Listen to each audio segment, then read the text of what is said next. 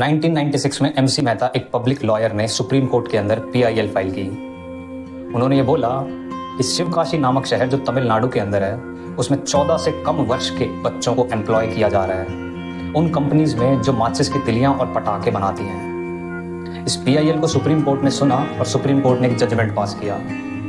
Supreme court ने बोला कि अगर कोई व्यक्ति ऐसी फैक्ट्रीज में बच्चों को एम्प्लॉय करता है जिसकी आयु 14 साल से कम है तो उसके ऊपर 20,000 तक का जुर्माना लगेगा और जो पैसा जुर्माना से आएगा उसे एक फंड में डाला जाएगा और उसी साल एक फंड को भी बनाया गया, child labour rehabilitation and welfare fund. जो पैसा इस फंड में जमा होगा वो आगे चल के बच्चों के भविष्य में ही यूज किया जाएगा।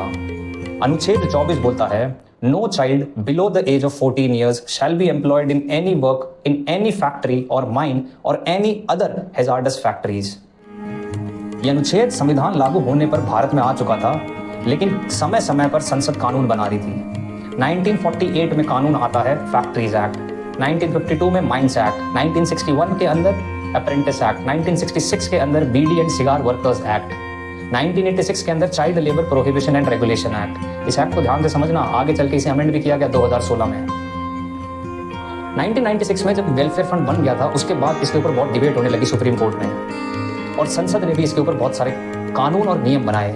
जैसे कि 2005 के अंदर उन्होंने बोला कि हम चाइल्ड राइट्स के ऊपर कमीशंस बनाएंगे, जो कि नेशनल और स्टेट लेवल पे कमीशंस का गठन भी हुआ।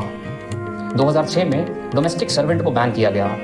2016 में 1986 को जो child labour prohibition and regulation act था उसे अमेंड किया गया और उसमें दो बात बोली गई कि आज से इस एक्ट का नाम बदला जाएगा और इस एक्ट को बोला जाएगा child and adolescent labour prohibition and regulation act 2016।